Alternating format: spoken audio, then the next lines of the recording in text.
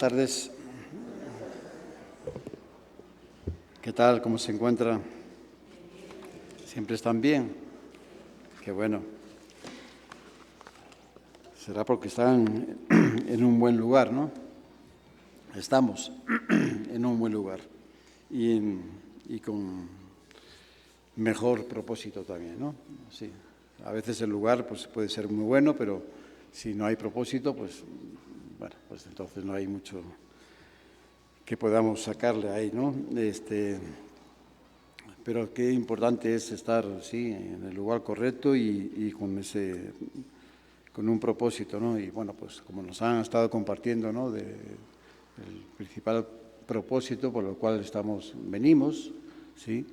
Y nos congregamos, es poder descansar en la presencia de Dios, escuchar su palabra y pues recibir esa agua de vida, ¿no? Sí, esa agua que calma nuestra sed. Pues todos, absolutamente todos, tenemos una necesidad o una gran necesidad, ¿no?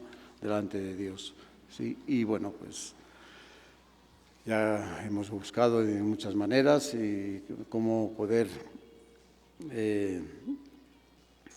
buscando respuestas a esa necesidad, cómo solucionar, cómo salir de esas situaciones que a veces nos encontramos y bueno, pues ya hemos visto, sí, que por nuestras fuerzas pues no ha sido posible, sí, pero cuando buscamos al Señor, cuando confiamos, depositamos nuestra confianza en Él, entonces todo cambia y bueno, pues ahí es donde recibimos esas nuevas fuerzas, sí, tan necesarias. Bien, hace creo que fueron, 3 domingos o algo así, estuvimos compartiendo ahí en 2 de Corintios, capítulo 4, si gusta acompañarme con sus Biblias. 2 de Corintios, capítulo 4, y son 2 versos. Y tomamos el verso 6, 2 Corintios 4, verso 6, y estuvimos compartiendo de ese verso nada más.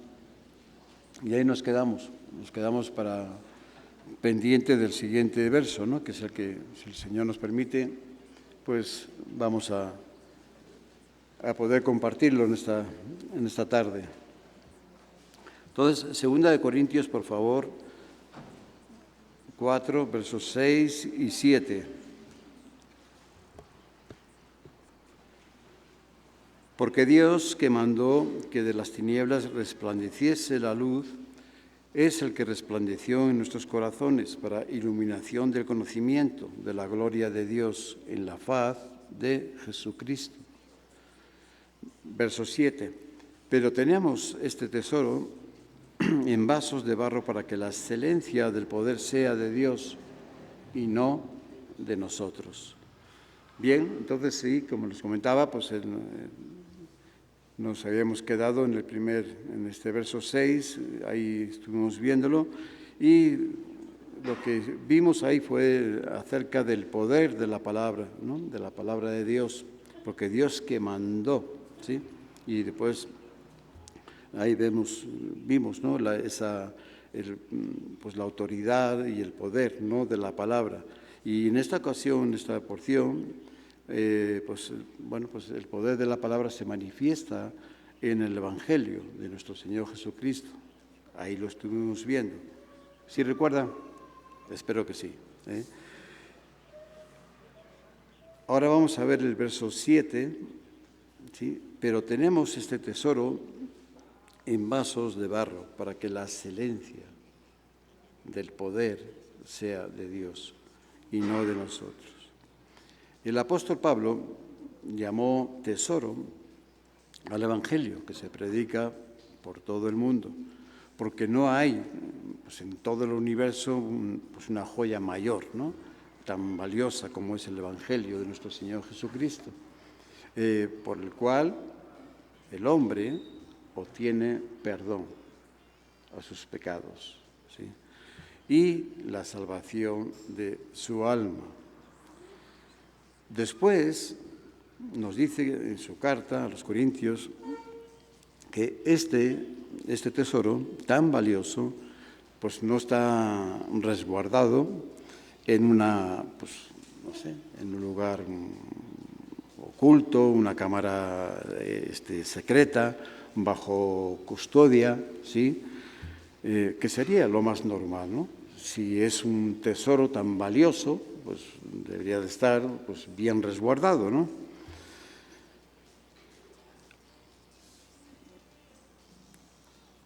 Al contrario, ¿no?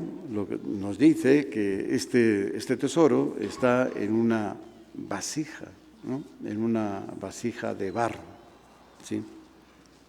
Esto es muy significativo, ¿no? Porque nos habla de fragilidad, también de responsabilidad y, por último, de excelencia y poder. O sea, 4 cosas. No nos va a dar tiempo a ver las 4 cosas hoy, seguramente, pero vamos a ver, si el Señor nos ayuda, vamos a ver las 2 primeras, ¿sí?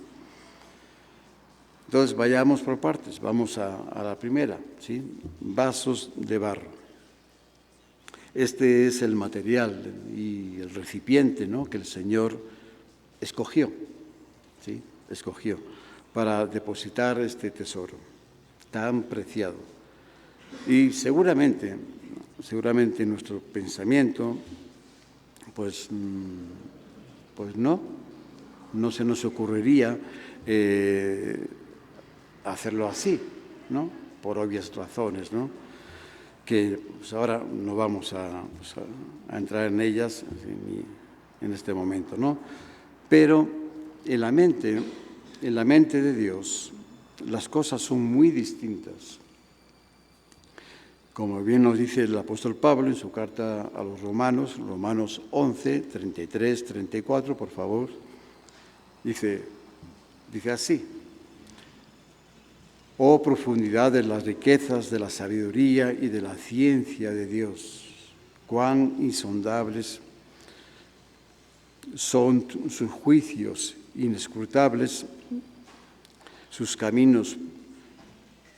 Verso 24, porque ¿quién entendió la mente del Señor o quién fue su consejero? ¿Sí? Y aquí hay 2 cosas bien importantes que hemos visto en el 33, ¿no? Nos dice que la profundidad de las riquezas, ¿no? Nos habla el apóstol Pablo, y la sabiduría de la ciencia de Dios. Dice, cuán insondables son sus juicios. Está hablando de los juicios, ¿no? Y insondables quiere decir que no se puede sondear, que no es, por más que uno tratara de sondear, este pensamiento viene un poco es una palabra que se utiliza mucho en el mar, ¿no? Por ejemplo, con las sondas, ¿no? Que buscan sondear en la profundidad para encontrar el fondo, ¿no? ¿Dónde está el fondo? ¿A cuántos metros se encuentra, ¿no? Por ejemplo, el fondo? Y cuando llega a esa sonda, pues dice, bueno, pues está a tantos metros, ¿no? Por ejemplo, ¿no? Insondables, ¿no? Entonces, que no se puede sondear, ¿sí? Entonces, esa es la profundidad de los juicios de Dios. No podemos sondearlos, son tan profundos que no hay un fondo final, ¿sí? Como puede ser el mar. El mar sí tiene un fondo final, ¿sí? Pero los juicios de Dios no tienen un fondo, ¿sí? ¿Sí lo entendemos eso? ¿Sí? Entonces, tenemos que quedarnos con esa parte. Dice, no tratemos de entender los juicios de Dios, lo que Dios determina en nuestras vidas, en lo que acontece alrededor nuestro, ¿no? En lo personal, en lo familiar, en las situaciones que nos toca vivir, ¿sí? Son los juicios de Dios, ¿sí? Es lo que Dios determina, ¿sí? Y por más que uno trate, no lo vamos a entender. Son sus juicios. Y después nos habla de otra palabra, dice inescrutables. Y esta palabra tiene que ver también que no se puede saber, que no podemos averiguar, por más que uno trate, ¿no? Son sus caminos. Dice, no podemos entender o averiguar pensar, no sé, que vamos por, de alguna manera vamos por delante, o sea, pensar que, no, Dios va a hacer esto, ¿no? Este va a ser el camino que Dios ha determinado en mi vida, ¿no? Son inescrutables, no podemos saber, no lo podemos averiguar tampoco, ¿sí? Entonces, ¿qué tenemos que hacer ante esta situación? Pues es depender, ¿no?, de sus juicios, que son buenos, ¿sí?, de su voluntad, que es buena, agradable, que es perfecta para nuestras vidas, ¿sí?, y que sus caminos nos van a llevar, son caminos y pensamientos de paz, ¿sí?, para nosotros.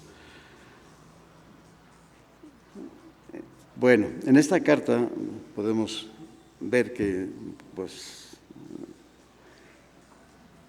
que llegar a la mente de Dios es un desafío que para la mente del hombre total, ¿no?, porque es incomprensible. Un sabio, un científico, puede pasar años, ¿no?, estudiando a otro ser humano, su vida, sus escritos, su obra, todo lo relacionado a esa persona, ¿no? Y al final tener una comprensión profunda, ¿no?, de la persona. Podemos, como seres humanos, ¿sí?, podemos sondear la profundidad de la mente de otra persona. Hay una ciencia que es la ciencia de la salud, por ejemplo, ¿no? A eso se dedica. Profesionistas que han estudiado, que tienen una formación profesional y son especialistas en estudiar, ¿sí?, la mente de la persona. Pero eso sí lo podemos hacer, ¿sí? Pero jamás podemos llegar tan siquiera a arañar la superficie de la mente, de lo incomprensible, ¿sí?, de los juicios de Dios, ¿sí? Nunca el hombre podrá llegar a eso, ¿sí? Dios es Dios, ¿sí? Y no podemos ponerlo ahí como si dentro de nuestra mente, ¿sí? Dios es omnisciente, omnipresente, es el Dios todopoderoso, creador de los cielos y de la tierra. Entonces ahí nada más que nos deja una sola manera de poder llegar a entender y comprender la voluntad de Dios para nuestras vidas. ¿Estamos? ¿Cuál sería esta manera? Bueno, pues acercándonos a Él, ¿sí?, con un corazón sincero, dispuesto a confiar en su buena voluntad para con nosotros. En el Evangelio de Mateo, capítulo 11, verso 25-26, por favor.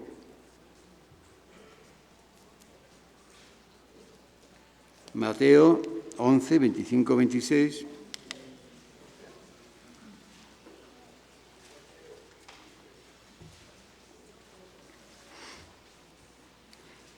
Son palabras de nuestro Señor Jesucristo. En aquel tiempo, respondiendo Jesús, dijo: Te alabo, Padre, Señor del cielo y de la tierra, porque escondiste estas cosas de los sabios, ¿y de qué más?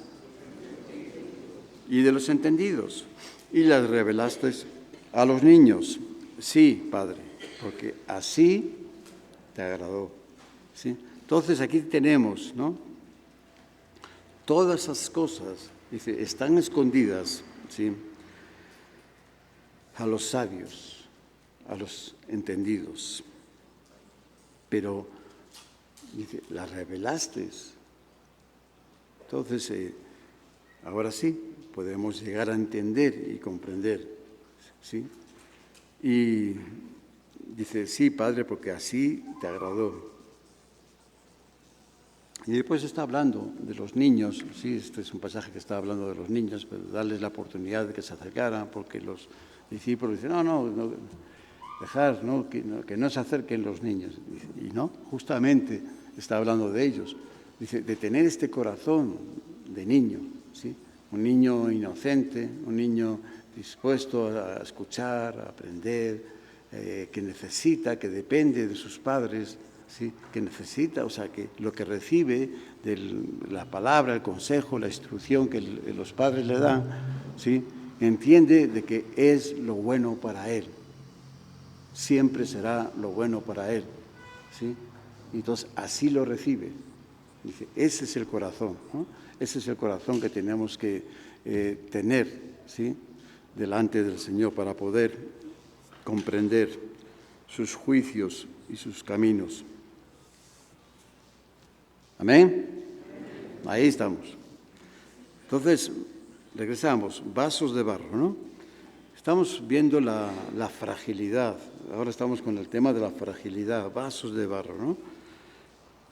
Sin duda alguna, el apóstol Pablo tenía puesta su mirada, pues en el principio de todo, ¿no? Cuando Dios creó al hombre. En Génesis 1, 20 y 27, se lo puedo leer. Entonces dijo Dios, hagamos al hombre a nuestra imagen, ¿sí? Conforme a nuestra semejanza. Bueno, y después en el verso 27 dice, y creó Dios al hombre a su imagen, a imagen de Dios lo creó. Varón y hembra los creó, ¿sí? Varón y hembra los creó. Un poquito más adelante, en Génesis 2, verso 7, dice, entonces nos da la descripción de cómo Dios creó, ¿sí? Al hombre, ¿no? Nos da un poquito más de detalle. Génesis 2, verso 7, entonces el Señor formó al hombre del polvo de la tierra y sopló en su nariz aliento de vida. Y fue el hombre un ser viviente. Ahí ya nos da más detalles, ¿no? De cómo fue este proceso. Anteriormente comenzó la creación y Dios dijo y fue hecho. Y Dios dijo y fue hecho. Pero cuando llegó el turno del hombre, dice, hagamos al hombre. Cambia, ¿sí? El hombre iba a ser la imagen, iba a ser la obra perfecta, ¿sí? Y en la cual Dios iba a depositar esa dignidad en el hombre, ¿sí? Su imagen, lo más semejante, ¿sí? A su Creador, ¿sí? Y hagamos al hombre a nuestra imagen, la imagen de Dios lo creó, varón y hembra. Pero para eso tomó polvo, ¿sí? Polvo de la tierra. Y comenzó. El hombre fue formado. Hubo un tiempo, hubo un proceso, hubo una dedicación, ¿sí? Fue formado, ¿sí? Y del polvo de la tierra. Y fue el hombre, y después que fue formado, viene la segunda parte, ¿sí? Y sopló Dios sobre el hombre, sobre su nariz, aliento de vida. Y fue el hombre un ser viviente, un ser inteligente que piensa, que razona, que decide, que tiene esa voluntad, ese libre albedrío que conocemos, ¿sí? Diferente a todo lo demás creado, ¿sí? Diferente a todo, ¿sí? Somos especiales, ¿se dan cuenta? ¿Sí? Somos, pero bien, bien especiales, ¿sí? Lo más especial, ¿sí? Que Dios creó.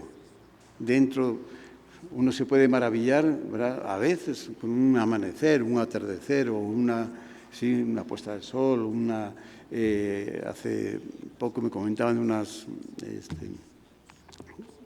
unas cataratas, ¿no? De allá, no sé dónde, allá por Argentina, que son una belleza, ¿no?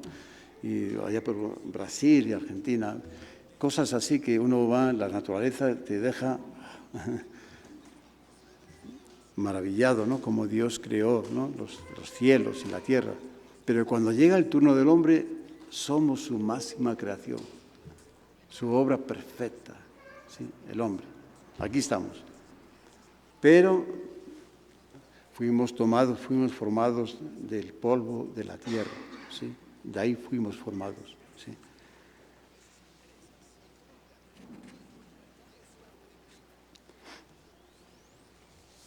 Entonces ahí vemos, ¿no? Hemos visto ahí que dos tiempos, dos procesos en la creación, ¿no?, del hombre. El primero, pues Dios escogió polvo de la tierra como el material con el cual iba a ser formado el hombre entre sus manos. Entonces ahí ese es el pensamiento de Pablo, ¿no? Pablo lo llama vasijas de barro. Somos vasijas de barro, ¿sí? Y nuevamente aquí nos encontramos ante otra pregunta muy natural que nos hacemos, ¿no? ¿Por qué el Señor, no? ¿Por qué el Señor no utilizó otro tipo de material? Ya existía. Recuerden, ya existían otras piedras y minerales preciosos que podría haber sido utilizado, ¿no?, para la creación del hombre, de su obra perfecta, que es el hombre. Bueno, es una pregunta, es una buena pregunta, es natural que nos la hagamos. ¿Por qué, no? ¿Por qué del polvo, ¿no?, de la tierra? Bueno, la respuesta viene en la segunda parte de este proceso. ¿Estamos? Ahí viene la respuesta. Y sopló en su nariz aliento de vida. La excelencia del hombre, lo que es el hombre, no es la vasija de barro. Lo que es el hombre es en el interior, lo que está en el interior del hombre. Es su propia alma. El hombre es lo que es su alma, ¿sí? Lo de afuera es lo que vemos, pero cómo es esa persona, cómo soy yo, es mi interior, ¿sí? Eso es donde está la sustancia, donde está el valor, ¿sí?, donde está esa dignidad, esa imagen de Dios, ¿sí? Lo de afuera es vasija de barro. ¿Estamos? Entonces, y sopló en su nariz aliento de vida. La excelencia quedó depositada en esta vasija de barro, que es el hombre, creado a la imagen de Dios. La palabra excelencia significa grandeza, dignidad, poder. Eso es lo que significa excelencia, ¿sí? Y algo más también, pero con esas ya nos quedamos. Todo es grandeza, dignidad, poder, ¿sí? Entonces, para que la excelencia del poder sea de Dios y no de nosotros, todos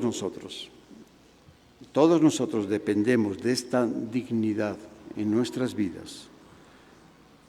Si esta gloria que tenemos, que es la presencia de Dios, la imagen de Dios en nosotros, se fuese de nosotros, ¿sí?, ¿qué seríamos?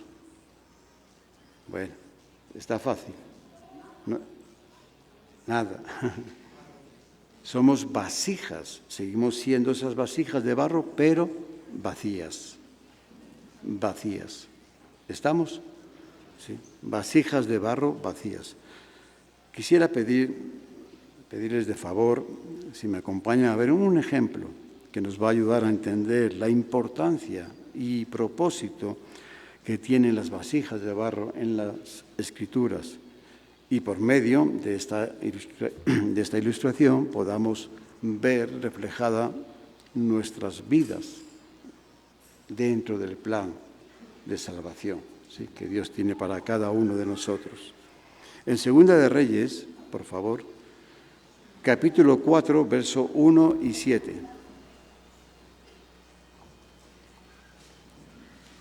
Segunda de Reyes, capítulo 4, verso 1 al 7, por favor.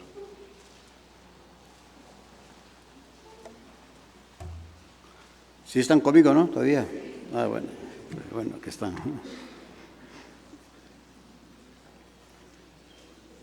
Una mujer de las mujeres de los hijos de los profetas clamó a Eliseo diciendo: Tu siervo, mi marido, ha muerto. Y tú sabes que tu siervo era temeroso de Jehová. Ya ha venido el acreedor el acreedor para tomarse 2 hijos míos por siervos. Y Eliseo le dijo: ¿qué te haré yo?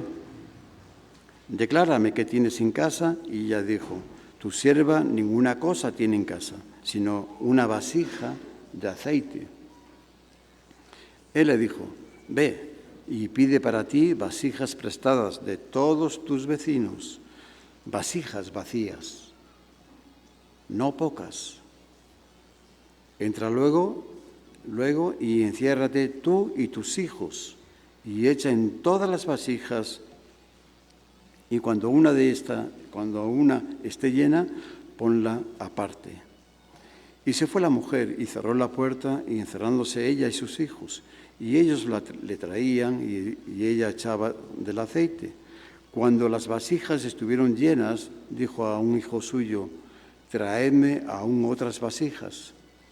Y él le dijo: no hay más vasijas. Entonces, ¿qué sucedió? Cesó el aceite. Vino ella luego y lo contó al varón de Dios, el cual dijo: ve y vende el aceite y paga a tus acreedores, y tú y tus hijos vivid de lo que quede. ¿Sí? Pues esta es una bella historia, un milagro que muy especial, que a veces pues lo vemos y no le damos igual la importancia que tiene, pero tiene mucha importancia, mucha riqueza y mucha enseñanza acá. Vamos a ir viéndolo, ¿no? Primero vamos a ver un poco el contexto, ¿no? Un poco el contexto histórico también, ¿no? De cuándo sucedió esto, ¿no? Este milagro.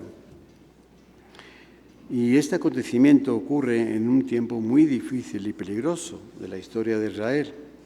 Hacía poco tiempo que el gran profeta Elías había partido con el Señor. Y Eliseo fue quien Dios mandó que se lo ungiera como sucesor de Elías. La tarea que tenía por delante no iba a ser fácil para este hombre, que unos años atrás, un tiempo atrás, pues él vivía en una hacienda. Nos dice ahí encontramos en la Escritura que que él estaba, cuando fue llamado para ser ungido por Elías, que pasó por este lugar, él estaba en una de sus yuntas arando su terreno, y creo que llevaba, no sé si eran 7 yuntas que llevaba, o sea, tenía posesiones, tenía una hacendad, tenía una vida, o sea, estaba establecido, ¿sí? Entonces no fue alguien que Elías lo encontró por ahí y que no sabía qué hacer. No, él estaba en sus ocupaciones y a eso se dedicaba un tiempo atrás, ¿no? ¿Sí? No tenía más preocupaciones que la de pues uno más dentro del pueblo de Israel, ¿no? Pero ahora tenía la encomienda de preocuparse y atender las situaciones que se presentaban día con día, ¿sí?, dentro del pueblo de Israel, porque fue ungido como sucesor, como hombre de Dios, ¿sí?, después de Elías. Bien, aquí vemos en este ejemplo que hemos visto de esta mujer viuda, vemos un ejemplo que, aunque nos parezca, que nos puede llegar a parecer una situación no tan preocupante ni tan alarmante como para llamar la atención del hombre de Dios, para esta mujer sí lo era. Era de una necesidad extrema. Ella estaba viviendo un momento muy difícil. Y entonces para ella sí lo era, y no solamente lo era, y la situación que estaba viviendo, sino que ella tenía la confianza, ¿sí? Y otra parte también muy interesante, la confianza y el entendimiento. Lo que tenemos que tener las dos cosas, la confianza y el entendimiento, ¿sí?, de que estaba haciendo lo correcto. Al dirigirse al hombre de Dios, al clamar al hombre de Dios, a rogarle al hombre de Dios, ¿sí? Mi necesidad me lleva a esto, ¿sí? No es una necesidad que, bueno, pues que los demás pueden pensar, pues allá es tu problema, pues si tienes deudas, pues haberlas pagado, ¿no? Pero no. Ahora vamos a ver un poquito más adelante por qué esta mujer se encontraba en esta situación. Pero esto nos enseña, la primera enseñanza de esta mujer, nos enseña que cuando dirigimos nuestras oraciones, nuestras peticiones, dentro de nuestra necesidad, ¿sí?, al Señor, debemos hacerlo bajo la dirección, ¿sí?, correcta. Y esa dirección correcta, pues nosotros a veces se interponen muchas cosas, otros intereses, pero la dirección correcta es a través de su guianza, es a través del Espíritu Santo, el Espíritu de Dios, que nos lleva a la dirección correcta, ¿sí?, a hacer la petición correcta, ¿sí?, no bajo nuestros intereses o lo que nosotros pensamos o queremos o creemos, sino a la perfecta voluntad de Dios. Porque el Espíritu de Dios nos dice la Escritura que nos ayuda ¿en qué? En nuestra debilidad. Cuando no sabemos qué pedir o cómo pedir, es el Espíritu de Dios quien nos va a dar la dirección correcta. Y si llevamos la dirección correcta, ¿saben qué? Esa es la oración del hombre justo. Y esa oración tiene mucho poder. Hay una respuesta de parte de Dios a esa petición, ¿sí?, como la vamos a ver aquí también en esta mujer. Ella estaba haciendo una petición, tenía la confianza, o sea, tenía la fe y tenía el entender de que era el momento y la persona indicada, el hombre de Dios, ¿sí?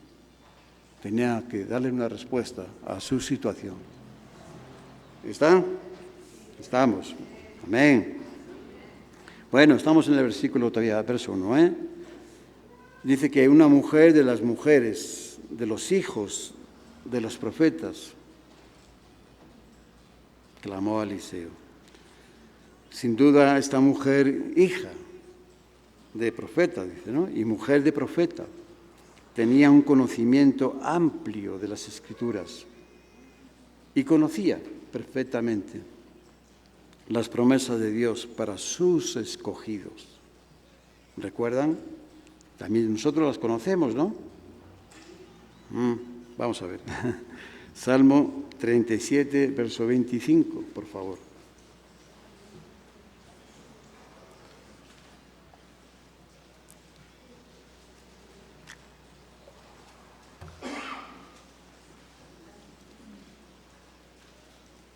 Es el salmista David quien escribe este salmo, ¿sí?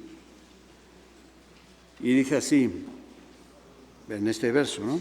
Joven fui y he envejecido. O sea, ya, él está ya, es un hombre ya grande, está al final de sus días. Y dice, y no he visto justo desamparado, ni su descendencia que mendigue pan.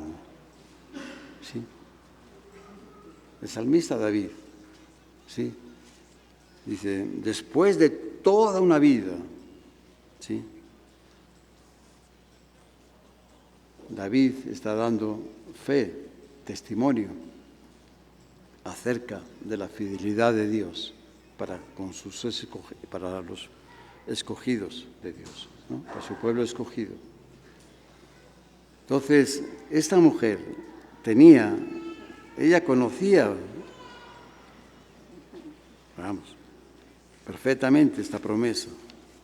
Y es lo que ella está reclamando, esta promesa. Aquí estoy, aquí estamos, los escogidos de Dios, ¿sí? Y comienza ahora sí, primero muestra toda esta parte que hemos visto, ¿sí? Esta dirección correcta, ¿sí? Y como él ya está reclamando esta promesa, y dice en el verso 1, dice, tu siervo, mi marido, ha muerto. Y tú sabes que tu siervo era temeroso de Dios. Así es como comienza, ¿no? Comienza dando la triste noticia de su pérdida al hombre de Dios, ¿sí? Y acto seguido le recuerda el testimonio de su marido que había dejado durante su ministerio como profeta. Dice, un hombre temeroso de Dios. Este legado fue lo que le dio las fuerzas, ¿sí?, a esta mujer, en esa condición que se encontraba, ¿sí?, con esta situación tan abrumadora, ¿no?, que no sabía qué hacer. Sus hijos iban a ser llevados por causa de la deuda, ¿sí? Pero esta situación, este legado que le dejó su marido, le dio las fuerzas a ella para clamar y buscar una respuesta de parte del Señor por medio de su siervo Eliseo. El testimonio siempre, cristianas, cristianos, hermanas y hermanos en Cristo, el testimonio siempre es muy, muy valioso, es de mucho valor. Siempre hablará a favor nuestro, siempre, en las situaciones que nos encontremos, en los problemas que se nos van presentando, en todo, en cosas que se van a presentar, incluso en calumnias que pueden hacer hacia una persona, hacia nosotros, ¿sí? Pero el testimonio siempre estará ahí para defendernos, para hablar a favor nuestro. Pero tenemos que tener un buen testimonio. Este hombre era un hombre temeroso, en gran manera, dice, era un hombre temeroso de Dios. Ahí dejó su legado. Sí. Siempre hablará a favor nuestro. Por eso es tan importante cuidarlo. Y no solamente cuidarlo, tenemos que mejorarlo. El vino añejo es mejor, dijo el Señor, como una enseñanza. El vino añejo es mejor. Y ahí está, con el paso de los años, cuanto más años tenemos en Cristo, tenemos que ser mejor. No se vale que pasen los años y que sigamos pues, como igual. ¿Qué está pasando con nosotros? El vino añejo es mejor, debe de ser mejor. Cuando uno llega a los últimos años de su vida como cristiano, wow, todos esos frutos que teníamos desde un principio, ¿no?, como cristianos, han ido mejorando. El amor, la paciencia, la humildad, la compasión, el dominio propio, todos esos frutos deben de ir mejorando siempre, siempre. ¿Sí? Y si no, pues algo no está bien en nosotros.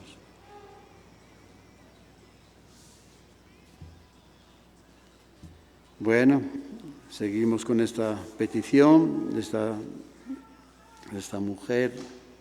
Dice, ya ha venido el acreedor para tomarse 2 hijos míos por siervos. Ahora está exponiendo, ¿no?, la situación en la cual se encuentra. Hasta ahí está hablando de su condición, está hablando del legado que le dejó su esposo, está mostrando y manifestando su confianza, ¿sí?, y reclamando la promesa que ella conoce, que es de Dios, que viene de parte de Dios para sus escogidos. pero ahora ya comienza a exponer, ¿sí?, su situación. Nosotros a veces no nos tomamos tanto tiempo, ¿verdad? Nos vamos con la necesidad ya. ¡Ay, Señor, ayúdame en esto! Pero ¿para qué vamos a tomar más tiempo, no? Deberíamos de ver estos ejemplos y tomarlos como, ¿sí?, como unos buenos ejemplos de cómo tenemos que acercarnos al Señor y conversar con Él, practicar con Él. Aquí estoy, Señor, ¿sí? Tú me conoces, tú sabes mi necesidad. Estoy aquí presente delante de ti, Señor, para que me ayudes en mi debilidad, ¿sí? Yo reconozco que somos esos vasos de barro, vasijas de barro, así que sin ti nada somos. Amén. Bueno, ahí estamos, esta mujer presentando su situación en la cual se encuentra, no solo ella, también sus 2 hijos, después del fallecimiento de su esposo, los acreedores, pues no dieron mucha tregua, ¿no? Ellos sabían también que, pues estando en vida el esposo, pues todavía tenían esperanza de que se pagase la deuda. Bueno, pues está el esposo, todavía, pues algún día me lo pagará poco a poco, pero me lo va a pagar, está en vida. Pero ahora la situación cambió por completo y quieren asegurarse. Y para asegurarse de cobrar esa deuda, pues qué mejor que hacer cumplir la ley, ¿no? ¿Y qué dice la ley sobre este asunto? Dice, bueno, pues si no tienen con qué cubrir esta cantidad, pues entonces puedes tomar a sus hijos y llevártelos como siervos tuyos y ellos van a compensar, a pagar esta deuda durante 7 años, no más, 7 años, según la ley. Pero era un derecho, sí, que ellos tenían sobre estos 2 hijos, llevárselos como siervos 7 años. Qué situación, ¿no? Para ella y para sus 2 hijos. Vamos a hacer aquí una pequeña pausa, ¿no?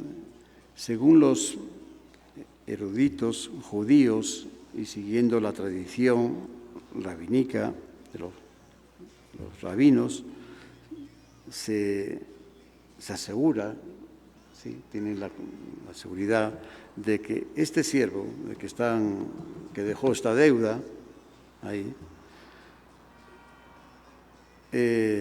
no la dejó por ser un hombre, un hombre negligente, ¿sí?, que hizo malas cosas, irresponsable, ¿sí? Pues ya que, pues también ya lo hemos visto, ¿no? Él era un hombre que tenía un buen testimonio delante de Dios y de los hombres. Ella misma le dice a Eliseo, tú sabes, tú le conoces, tú sabes lo que él hizo, ¿sí?, las cosas que él hizo, y cómo era un hombre temeroso de Dios y delante de los hombres. Entonces, ¿cuál fue la causa? ¿Sí? De que este hombre contrajo esta deuda, ¿no? Bueno, pues fue precisamente por cumplir con su deber de hombre de Dios. Bueno, ahí estamos en un problema. ¿Y ahora cómo está esto, no? Bien. Sí, fue esa la causa por cumplir su deber y ayudar a otros siervos, otros profetas en ese tiempo, en un tiempo muy, muy difícil para los hombres de Dios, y más en el reino del norte, Israel. Y más en ese tiempo que estaba reinando el rey Acab, ¿y quién era su esposa? Jezabel, la reina malvada, ¿sí? Y entonces ella había sentenciado a todos los profetas, a todos los que ¿sí?, a los siervos de Dios, ¿sí?, les había sentenciado a muerte. ¿sí? Porque ella había introducido pues, el culto al dios Baal, que era porque ella no era judía. Entonces ella lo trajo de su pueblo, de su cultura, de sus tradiciones, su religión. Bien, entonces, ¿cuál era la causa? Bueno, según la tradición, Abdías, que es este hombre, fue este hombre, y sus hechos quedaron registrados en Primera de Reyes. Lo vamos a ver. Primera de Reyes 18. Primera de Reyes 18, verso 1 al 4. ¿Quieren conocerle o no quieren conocerle? Vamos a conocerle, hombre. A ver, ¿por qué dejó esta deuda, este problema a esta pobre mujer? Eso no estuvo bien, ¿no? Dirán algunos, pues sí, primer pensamiento, así es lo que, ¿no? Pues no estuvo bien, ¿no? Pero aquí encontramos algo interesante, ¿no? Dice, pasados muchos días vino palabra de Jehová a Elías en el 3er año diciendo, ve, muéstrate a Acab, que era el rey, ¿no? Y yo haré llover sobre la faz de la tierra. Fue pues Elías a mostrarse a Acab y el hambre era grave en Samaria, o sea, en el reino del norte, Israel. Y Acab llamó a Abdías, su mayordomo. Abdías era en gran manera, ¿qué? Temeroso de Jehová. Porque cuando Jezabel destruía a los profetas de Jehová, Abdías tomó a 100 profetas y los escondió de 50 en 50 en cuevas. O sea, los escondió, ¿sí? Y no solamente los escondió, dice, y los sustentó con pan y agua. Pero recuerden cómo comenzamos aquí. Había una gran hambruna en todo Israel, pero hambruna tremenda por causa de la sequía. Un juicio de Dios que había llevado sobre Israel. Entonces no había comida. Entonces él fue tan valiente, este hombre, que tomó a estos 100 profetas y los escondió de 50 en 50, los fue escondiendo en cuevas, arriesgándose su propia vida. Él tenía un lugar ahí, él tenía una posición, pero él era un hombre de Dios, él tenía un temor de Dios en su vida, ¿sí? Él hizo lo correcto y arriesgó su propia vida por los siervos de Dios. Ese es un buen ejemplo, Y no solamente arriesgó, sino que después había que sostenerles, estaban escondidos, no podían buscar comida, no podían buscar agua, había que darles agua, comida, para que sobrevivieran. Y él se encargó de buscar donde no había para sustentarles, ¿sí? Su generosidad, esa gran generosidad, le llevó a contraer esa deuda. Nos damos cuenta como a veces, ¿no? El primer pensamiento que nos viene es, pues ya no lo cambia, ¿no? Cuando tenemos ya las evidencias, ¿no? Ahora sí, el testimonio que nos habla, que sigue hablando a favor de este hombre, ¿sí? Y ya nos cambió totalmente, no, cuidado, no era un hombre negligente, irresponsable, no, era un hombre temeroso de Dios. Un siervo de Dios y con un buen ejemplo, con un corazón muy generoso, mucho, en gran manera. Bueno, entonces, guiándonos por esta porción de la Escritura, pues no es de extrañar, ¿no?, que este hombre temeroso de Dios, pues dejase las deudas después de haber hecho esta obra de fe y compasión, ¿no?, por los siervos de Dios. Su generosidad le llevó a esta situación. Ahora, ¿quiénes eran estos profetas que estaban escondidos? Pues eran hombres de Dios que vivían bajo una sentencia a muerte, ¿sí?, de la reina. Entonces, pero ellos, aunque vivían bajo esa sentencia, no les importaba. Estos hombres eran los que tenían el espíritu de Elías, ¿sí? El mismo espíritu de Elías, tenían ese espíritu de Elías, de un hombre, hombres valientes, atrevidos, que no les importaba su vida, por la causa del Dios santo, creador, único, ¿sí? Ellos eran siervos de Dios y no iban a doblar sus rodillas ante nadie, ¿sí? Estos son los que formaban parte de esos 7,000 que dijo el Señor, le dijo a Elías: ¿qué te pasa, Elías? ¿Qué estás ahí llorando ahora? ¿Te crees que eres el único? Dice: no, hay 7,000 más que no han doblado la rodilla. Aquí están parte de ellos, hombres valientes. Amén.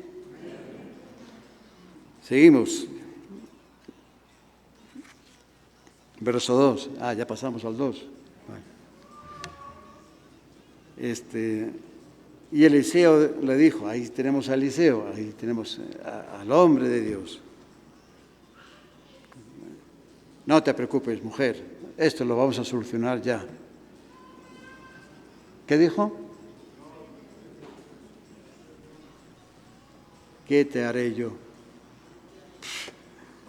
¿En qué situación me estás poniendo, mujer? ¿En qué situación? ¿Qué estás demandando de mí? ¿Qué demandas de mí? El hombre de Dios se encuentra ante la demanda de esta pobre mujer viuda desesperada, que no sabe qué hacer, pero el mismo Eliseo tampoco sabe qué hacer. ¿Nos damos cuenta? Él reconoce que ni tan siquiera él sabe qué hacer. Él reconoce y dice: yo soy como tú, hija, mujer, yo soy como tú. Yo soy un vaso de barro. ¿Qué puedo yo hacer por ti? ¿Qué haré yo por ti?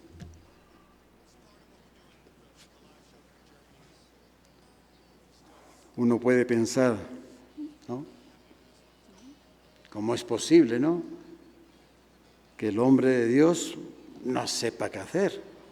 Vaya, ante esta situación, uno lo puede ver hasta como una debilidad, ¿sí?, del hombre de Dios, por parte de Eliseo en este caso. Pero lo cierto es que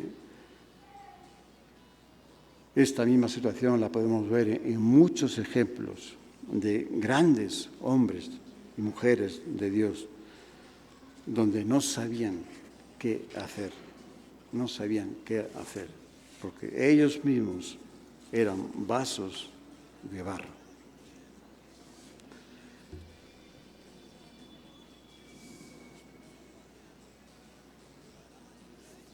Ellos mismos no tenían respuestas ante las situaciones que se les iban presentando, sino que Dios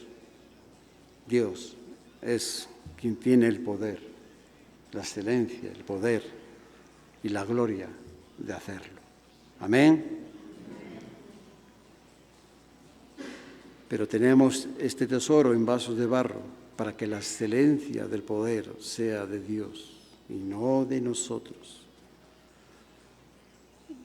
Dice el salmista, yo se lo voy a leer, el salmista, Salmo 115, verso 1, dice: no a nosotros, oh Señor, no a nosotros, sino a tu nombre da gloria, por tu misericordia, por tu verdad. ¿Sí? No a nosotros. La excelencia del poder sea de Dios. Vamos a terminar, ya estamos finalizando, pero quiero finalizar por hoy. Pero seguimos, ¿no? No hemos terminado con esta historia, no hemos terminado con este milagro, con este acontecimiento, con esta enseñanza tan rica, ¿sí?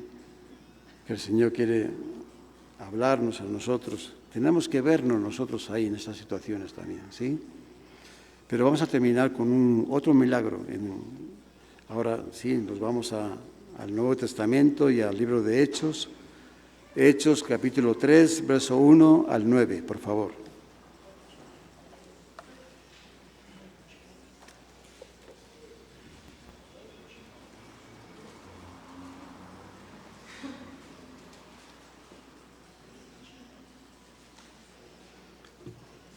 Hechos 3, verso 1 al 9.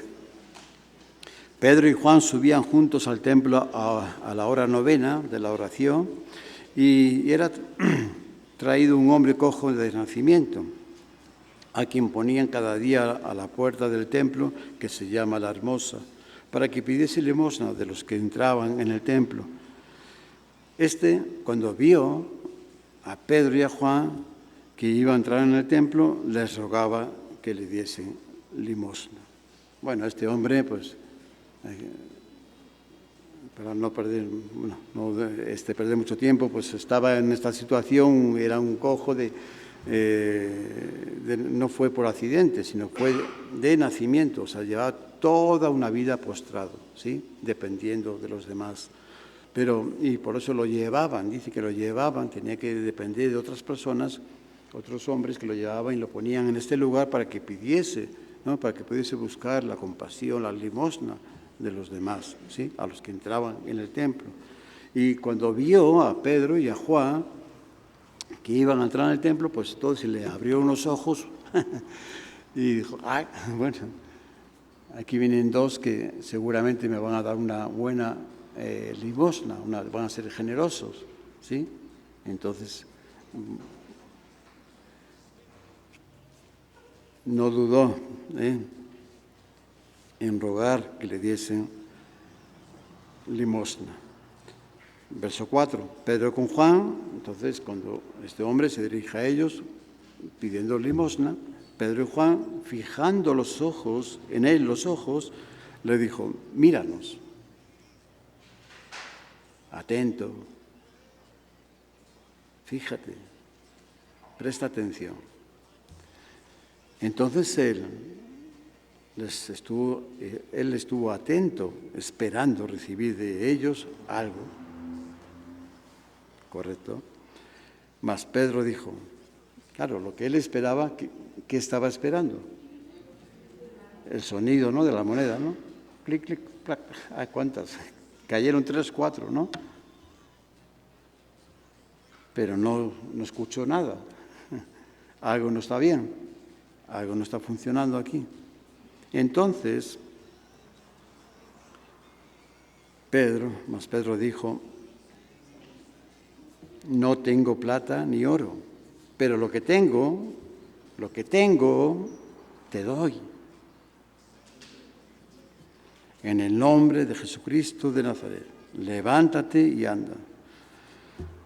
Bueno, ahora seguimos, pero aquí vemos que los hombres de Dios, nuevamente aquí vemos otros 2 hombres de Dios en otro tiempo, ¿ya? Tienen la responsabilidad de fijar sus ojos. ¿En qué? En la necesidad de los demás y no pasar de largo. Recuerdan al buen samaritano, ¿no? El ejemplo que el Señor puso ahí, ¿no? Y cómo los religiosos pasaban y ni miraban, ¿no? Mejor no miro para no sentirme mal, para no que me vaya a tener problemas de conciencia, ¿sí? Entonces mejor ni miro y paso de largo, me voy del otro lado. Fijar los ojos en la necesidad de los demás. Eso es responsabilidad de las mujeres y hombres de Dios.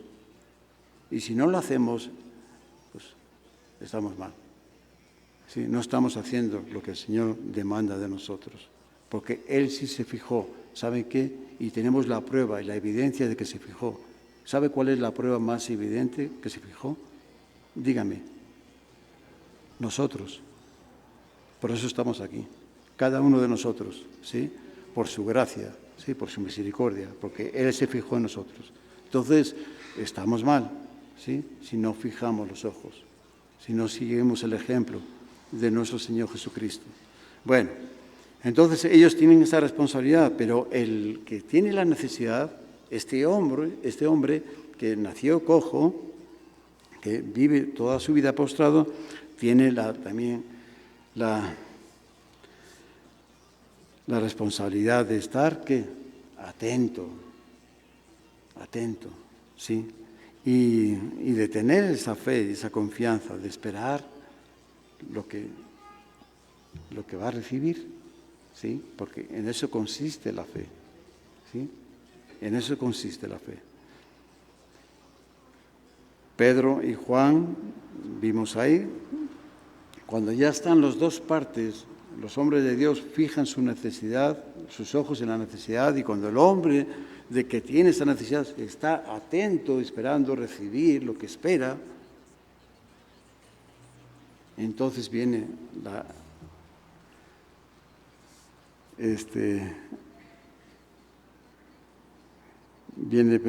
declaración de Pedro, ¿no? Y Juan también.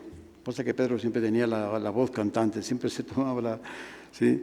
Pero él reconoce. Dice, nosotros mismos, ¿sí? Somos vasijas de barro. No tengo oro ni plata. Somos vasijas de barro como tú, ¿sí? Igual que tú. Ellos no tenían nada, ¿sí? Que pudiese resolver la verdadera necesidad de este hombre postrado toda su vida. Pero lejos de desanimarse, Pedro entresaca lo precioso de lo vil. Lo precioso de lo vil, lo entresaca. Pero en el nombre de nuestro Señor Jesucristo de Nazaret, levántate y anda. ¿Sí?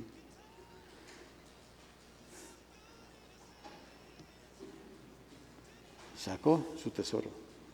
Dice, déjame, no tengo oro ni plata, pero déjame. Voy a buscar dentro de mí, de esta vasija. ¿Sí? Y aquí está el tesoro. Cristo en vosotros, esperanza de gloria, dice en Colosenses.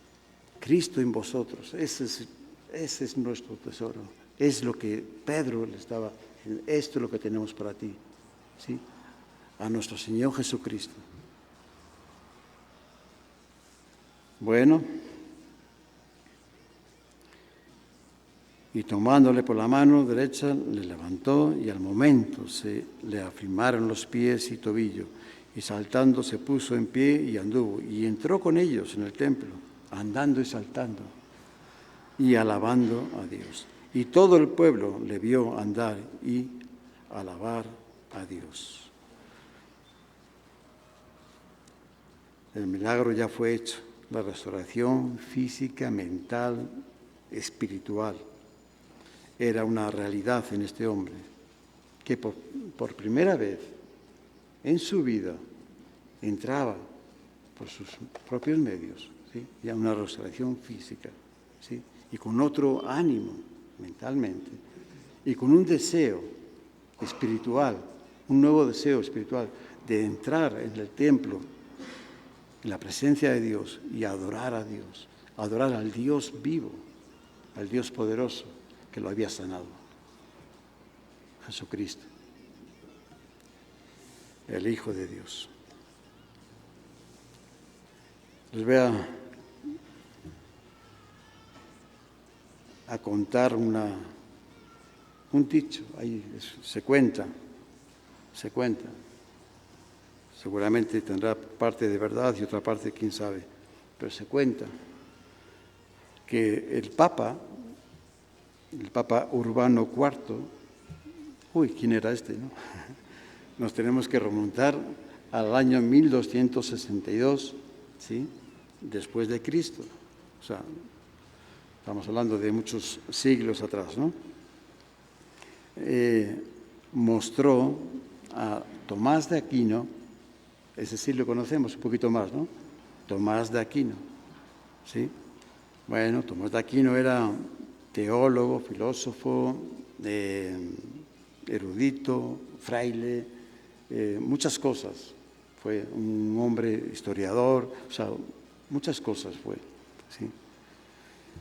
Bueno, pues en una visita que tuvieron Tomás Aquino con el Papa, en su lugar donde él tiene su trono. Entonces el Papa, ¿sí?, Urbano IV,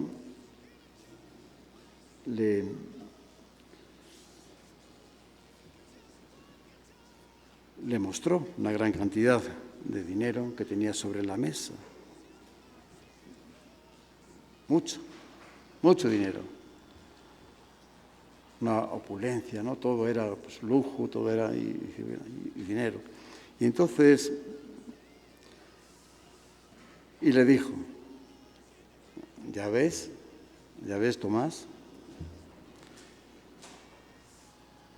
Yo no puedo decir como Pedro, no poseo plata ni oro. Él tomó este ejemplo, ¿no? Dice, yo no puedo decir, claro, recuerden que según la costumbre y tradición de la Iglesia Católica, pues el Papa es un sucesor de Pedro, ¿no? Entonces dice, yo no puedo decir como Pedro, no tengo oro ni plata, porque aquí ves, o sea, yo estoy bien, ¿sí? A lo que respondió Aquino, ¿no? Tomás, tampoco puedes decirle a un cojo, levántate y anda. ¿Amén? Tampoco le puedes decir a un cojo, ¿sí? Levántate y anda. Bueno, ahí está, ¿no? Ahí está. No a nosotros, oh Señor, no a nosotros, sino a tu nombre, da gloria. ¿Qué es lo que queremos tener en nuestras vidas? ¿Qué es lo que queremos tener? ¿Cuál es lo más preciado que queremos tener? A lo cual vamos también a amarlo, porque lo queremos, lo apreciamos y lo amamos con todo nuestro corazón y nuestra alma. ¿Qué es? ¿Cuál va a ser? Esa es la pregunta para todos en esta tarde, ¿sí? ¿El dinero sobre la mesa? ¿O el tesoro que está en esa vasija de barro? Cristo en vosotros, esperanza de gloria. Amén. Que el Señor les bendiga mucho, ¿sí? Que tengan una excelente semana y que podamos meditar sobre todo en esta palabra que el Señor nos habla en nuestras vidas, en nuestros corazones, y Él sabe muy bien cuál es nuestra necesidad y qué es lo que tenemos que mejorar. Recuerden el testimonio, recuerden, tenemos que mejorar siempre, cada día tenemos que mejorar nuestro testimonio como mujeres y hombres de Dios, ¿sí? Y es de gran valor, ¿sí?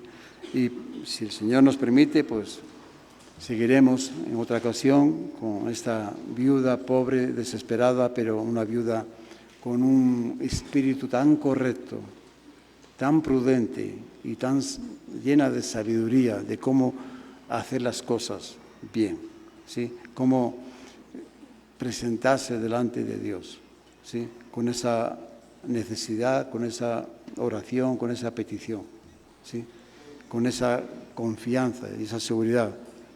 Aquí estoy, Señor, aquí estoy, reclamando tus promesas. No reclamo nada que no sea tuyo, Señor. Son tus promesas para mi vida, ¿sí? Ayúdame en mi necesidad. Amén.